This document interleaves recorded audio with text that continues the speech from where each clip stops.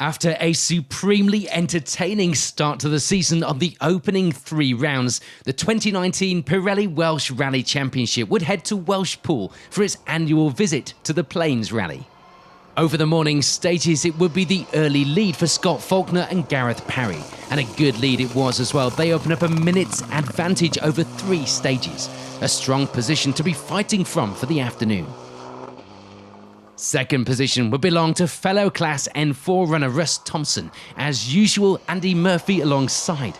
Frustratingly, with things not going their way in the morning, it could be a case of consolidating that second place to the finish, but we know that is not exactly how Thompson and Murphy do things. Third place on the podium at this point in the rally would be the leading 2-wheel drive crew of Ieuan Rowlands and Emil Hall. Perhaps no surprise that the pair will be right up there on the leaderboard, just 2 seconds back from the 4-wheel drive car ahead of Thompson. Moving on from the podium positions then, and it would be 4th overall for Richard Hill and Patrick Cooper, the Subaru pair leading the way in the W13 class as well. Behind Hill and Cooper in the class were Matthew Hurst and Declan Deer, the Evo pair, 39 seconds back and lying in 5th place on the leaderboard. This weekend, we'd welcome Harry Gardner and Elliot Graham back out into the championship and onto the stages after missing the previous round. They lie 3rd in the class behind Hill and Hurst. The time's a little closer though back here, 8 seconds back to be exact at this stage. And it would be a good start in the W6 class for Andrew Davison and Tom Murphy. They lead the way there, as well as lying in 7th place overall in that Sunbeam. Callum Black and Michael Gilby would be as expected, putting in a great performance as well. They lead the way in the W3 class for now, with a good advantage in the class as well. For Owen McMacken and Lee Taylor, meanwhile, it would be 9th place on the leaderboard. The Escort pair lying 2nd in the W12 class as well at this stage, behind the flying Ieuan Rowlands up ahead. And rounding out the top 10 at the end of the morning stages would be Wood Utting and Bob Stocko. The Subaru pair 3rd in the N4 class as well, behind our 1st and 2nd place overall crews. In 11th place overall, 2nd in W6, it would be Tom Llewellyn and Ross Whittock. And Perry Gardner and Keaton Williams make a strong start this weekend to lead the way in the W4 class. A good fight was looking pretty likely there in the afternoon. They'd certainly be ones to watch.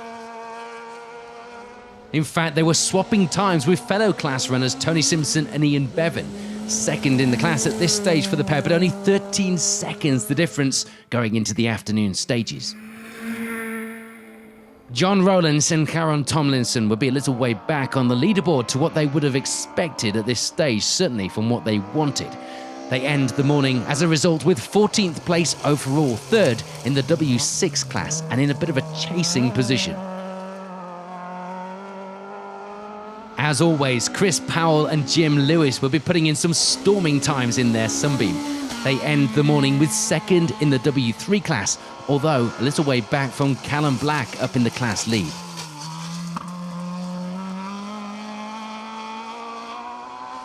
Just the one crew registered for N3 class points this weekend, so class honours at this stage would of course belong to this man, Zach Hughes. Tom Wood alongside. They were, though, fighting in amongst the overall leaderboard with 16th at this point. For Steve Black and Paul Morris, it would be 3rd in the W3 class, 18 seconds back from Powell in the Sunbeam, something that they'd be aiming to change around in the afternoon. The hunt was on. And 3rd in W12 after the morning stages would belong to Nigel Kay and Fred Roberts. The class spread out quite a bit across the leaderboard, so the positions were not looking likely to change going into the afternoon on merit and pace alone. But as we've seen so often in this championship, they are not the only factors. For Martin Walters and Marie Fletcher, it would be 3rd in the W4 class at this stage. Another class that would be spread over our results. But the times still looking good. The Civic pair on a strong pace, lying in 29th overall. Just behind on the overall leaderboard, but fighting for W5 class points, will be Ron Morgan and Tudor Jenkins. A decent lead in that position as well. And there'd just be the one crew in the W2 class as well, so that would belong to Emily and Elliot Ritalik, the Peugeot pair lying in 33rd on our leaderboard. It's a fantastic Volvo Amazon back in second in the W5 class at the midpoint of the rally, belonging to this pair, Ken Davies and Alan Jones. So good to see this car out fighting in the Welsh Rally Championship.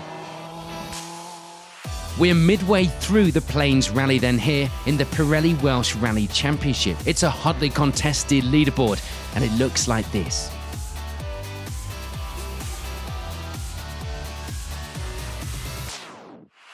Let's head back out onto those stages for the afternoon then, and there'd be no change in the W5 class. Ken Davies and Alan Jones still looking fantastic and still lying second in the class, 33rd overall. Indeed, no change either for Emily and Elliot Ritalik, 32nd of our finishers, and of course taking that W2 class win. For Ron Morgan and Tudor Jenkins, it would be the victory in the W5 class. A comfortable margin by the end of the rally as well, but that didn't mean that it had been an easy run this weekend. Those results not quite telling the full story of those stages. As expected, the gaps were a little too big for Martin Walters and Marie Fletcher to gain any more positions in the W4 class. They do, though, end the rally third in that class as well as 28th on the leaderboard. A bit of change now, though, in the W12 class. We see Andrew and Jamie Lee Fox stepping up to take third place in the class by the end of the event in their BMW. And indeed, some change in the W6 class as well. Andrew Davison and Tom Murphy, sadly for them, moving down the order to end the rally with third in the class. Not quite the result that they came here for, or which we expected them to take home with them, but it is about those championship points, and they still bagged plenty of those in that podium position. For Nigel Kay and Fred Roberts, it would be then an inherited second place in the W12 class. They gained that position with the shuffle around in the afternoon stages, 16th place overall. Things had looked pretty settled from early in the day in the W3 class. Steve Black and Paul Morris proving that point with a third place finish. Happy enough though with their pace and how things had gone. And with just themselves in the N3 class, they don't quite need any benchmarking. It was plain sailing for Zach Hughes and Tom Wood as far as the class result would go. But what about that leaderboard? Well, they have a good run to take 14th place. There'd be problems after that customary and impressive start for Yehan Rowlands and Emir Hall, meaning they dropped down the leaderboard. They tumbled down actually in the afternoon to end the rally with 13th place overall, dropping down the class points with it as well. There's always a bit of disappointment when this pair don't top the timesheets, but it was a good run for Chris Powell and Jim Lewis.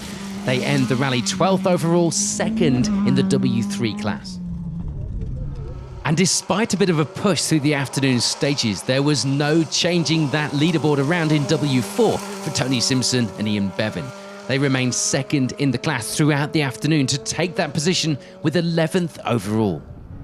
On to our top 10 then here on the Plains Rally, and John Rowlands and Karen Tomlinson will be moving the right way on the leaderboard. As far as they're concerned anyway, they get themselves into the top 10 and a much more familiar end of the results to be in as well. It was a strong result this weekend as well for Harry Gardner and Elliot Graham. Third in class for the pair, 9th overall. The W4 class this weekend had been close, of course, Simpson and Bevan putting up a good fight, but it would be Perry Gardner and Keaton Williams coming out on top.